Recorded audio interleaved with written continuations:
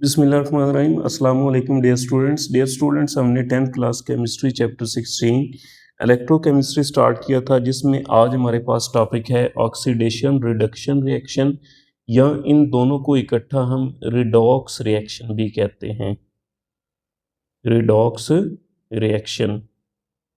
Dear students, हमने पहले oxidation अलग से पढ़ी, फिर रिडक्शन अलग से पढ़ी। अब एक ऐसा केमिकल रिएक्शन देखने जा रहे हैं जिसमें ऑक्सीडेशन और रिडक्शन दोनों इकट्ठे हो रहे हों, तो उसको हम रिडॉक्स रिएक्शन का भी नाम देते हैं। A chemical reaction involve simultaneous oxidation and reduction is called oxidation reduction or redox reaction। ऐसा केमिकल रिएक्शन जिसमें ऑक्सीडेशन और रिडक्शन दोनों प्रोसेस हो रहे हों, उसे हम क्या कहते हैं? Redox reaction. अब इसमें क्या होता है? इसमें एक तो कंप्लीट ट्रांसफर ऑफ इलेक्ट्रॉन होता है और उससे क्या बनता है? आयनिक बॉन्ड बनता है, या फिर पार्शियल ट्रांसफर और शिफ्ट ऑफ इलेक्ट्रॉन होता है और उससे क्या बनता है? कोवेलेंट बॉन्ड बनता है। तो डियर स्टूडेंट्स, इसमें एक चीज़ ये आपने याद रखनी है कि इसमें ऑक्सीडेशन रिडक्शन या रिडॉक्स रिएक्शन में एमसीक्यूज के तौर पे ये याद रखना है, दो तरह के बॉन्ड बनते हैं। और रिडॉक्स रिएक्शन में टू टाइप्स ऑफ बॉन्ड बनते हैं। कितने types? Two types of bonds form, और उन दोनों के नाम भी आपको पता होने चाहिए। एक है कोवेलेंट और दूसरा है आयोनिक। तो ये एमसीक्यूज के तौर पे याद रखना है। आपको पता होना चाहिए कि रिडॉक्स रिएक्शन में टू टाइप्स ऑफ बॉन्ड्स बनेंगे, और एक उसमें कोवेलेंट बॉन्ड होगा और दूसरा आयनिक बॉन्ड। तो दो तरह के बॉन्ड बन सकते हैं, या कोवेलेंट बॉन्ड बनता है या फिर आयनिक बॉन्ड बनता है। अब हमारे पास आगे है ऑक्सीडेशन ऑफ ऑक्सैलिक एसिड, एक वीआईपी शॉर्ट है।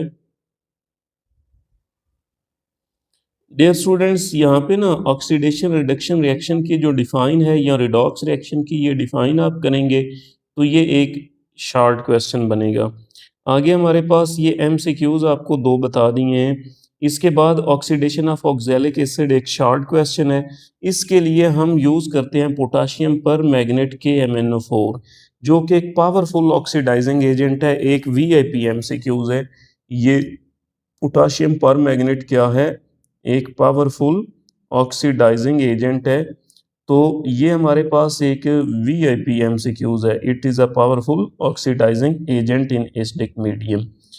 आगे ये क्या करता है? It oxidize oxalic acid to carbon dioxide. ये एक और एमसीक्यूज है। ये क्या करता है? ऑक्सैलिक एसिड को कार्बन डाइऑक्साइड में कन्वर्ट करता है, रिड्यूस करके, सॉरी ऑक्सीडाइज करके ऑक्सैलिक एसिड को किस में कन्वर्ट करता है? और कार्बन डाइऑक्साइड में। अब इस रिएक्शन के दौरान क्या होता है? पोटाशियम पर मैग्नेट का डार्क पर्पल कलर होता है, जो कि चेंज हो जाता है कलरलेस। पहले इसका कलर क्या था? Dark purple. तो ये चेंज होके किस में हो जाएगा? कलर लेस हो जाएगा, यानी इसका कलर गायब हो जाएगा। तो ये रिएक्शन होता है in the presence of dilute sulphuric acid. सबसे पहले ये रिएक्शन दो स्टेप्स में हो रहा है। ये फर्स्ट स्टेप देखें, स्टेप वन। स्टेप वन क्या है? इसमें हमारे पास KMnO4 रिएक्शन करेगा सल्फ्यूरिक एसिड से, तो ये बनाएगा K2SO4। यहाँ से पोटाशियम इस हाइड्रोजन को रिमूव करके क्या बनाएगा? K2SO4 potassium sulphate. यहाँ से मैंगनीज इस सल्फेट से मिलके, ये मैंगनीज सल्फेट से मिलके MnSO4 मैंगनीज सल्फेट बनाएगा, और साथ में वाटर के 3 मॉलिक्यूल बनेंगे, और ऑक्सीजन के, ये हमारे पास जो ऑक्सीजन है ना, ये एटॉमिक ऑक्सीजन है, यानी ऑक्सीजन का एक एटम है। एटॉमिक ऑक्सीजन भी इसको कहते हैं, या नेसेंट ऑक्सीजन भी कहते हैं। Nascent oxygen. ये नेसेंट ऑक्सीजन के जो 5 हमारे पास एटम बने हैं,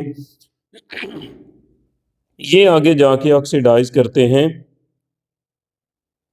ऑक्सैलिक एसिड को। ये H2C2O4 जो है, ये है ऑक्सैलिक एसिड। इसके साथ ये ऑक्सीजन कंबाइन होगा, तो ये क्या बनाएगा? Carbon dioxide.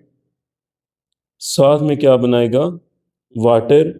अब यहाँ पे देखें, हमारे पास हाइड्रोजन मौजूद था, ऑक्सैलिक एसिड में। अगले स्टेप में देखें तो इससे हाइड्रोजन क्या हो गया है, हाइड्रोजन का लॉस हो गया है। तो हाइड्रोजन का जो लॉस होता है उसको हम क्या कहते हैं, ऑक्सीडेशन या रिमूवल ऑफ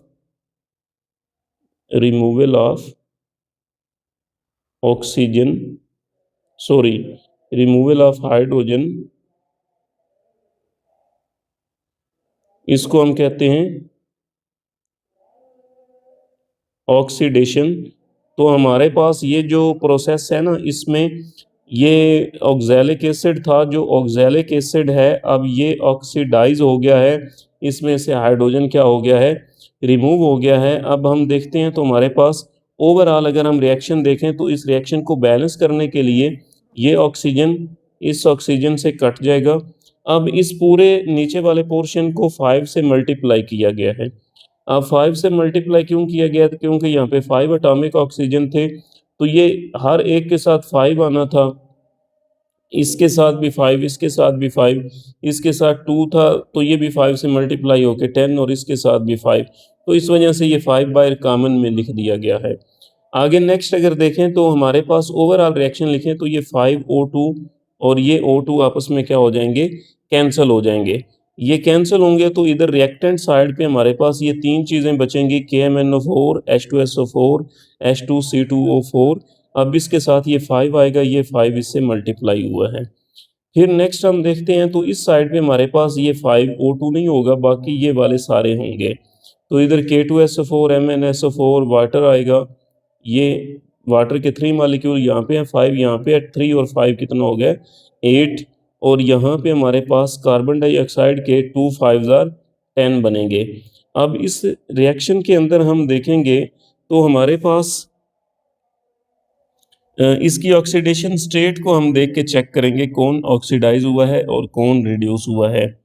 यहाँ पे मैंगनीज की ऑक्सीडेशन स्टेट +7 है और इस साइड पे हम मैंगनीज की ऑक्सीडेशन स्टेट देखें +2 है।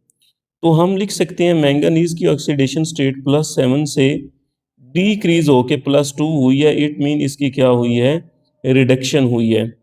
और यहाँ पे जो कार्बन था ऑक्सैलिक एसिड में, इस कार्बन की ऑक्सीडेशन स्टेट +3 थी। आप इस साइड पे देखते हैं तो कार्बन जो है इसकी ऑक्सीडेशन स्टेट +4 हो गई है, तो इट मीन +3 से ऑक्सीडेशन स्टेट इंक्रीज होके क्या हुई है, +4। तो जब ऑक्सीडेशन स्टेट इंक्रीज हो जाए, +3 से +4 बढ़ जाए, तो उसको हम क्या कहते हैं, ऑक्सीडेशन। तो डियर स्टूडेंट्स, ये हमारे पास दो स्टेप्स हो रहे थे एक ही रिएक्शन के अंदर सिमल्टेनियसली, रिडक्शन भी और ऑक्सीडेशन भी। तो इसको हम इस तरह के रिएक्शंस को हम क्या कहते हैं, रिडॉक्स रिएक्शन। तो ये हमारे पास ये नीचे उसने मेंशन भी किया गया, +7 से +2 ऑक्सीडेशन स्टेट हुई है, ये +3 से +4 हुई है, ये रिड्यूस हुई है, ये रिडक्शन है, ये ऑक्सीडेशन है। इसी तरह एक और हमारे पास आगे एग्जाम्पल दी गई है।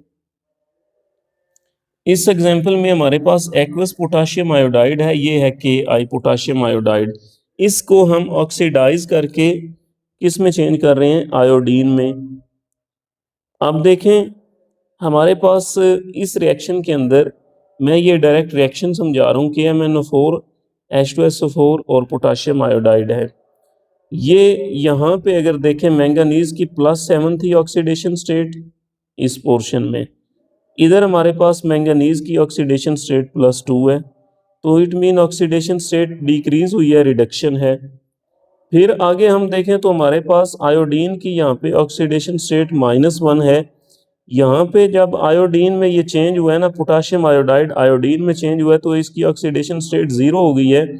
तो ऑक्सीडेशन स्टेट जब -1 से 0 हुई है, तो it mean oxidation number increase हुआ है, क्योंकि -1 छोटा होता है, उससे आगे 0, उसके आगे 1 आता है, तो -1 छोटा है, इससे 0 बड़ा है, तो ऑक्सीडेशन नंबर यहाँ पे इंक्रीज हुआ है, तो इसको हम क्या कहते हैं, ऑक्सीडेशन।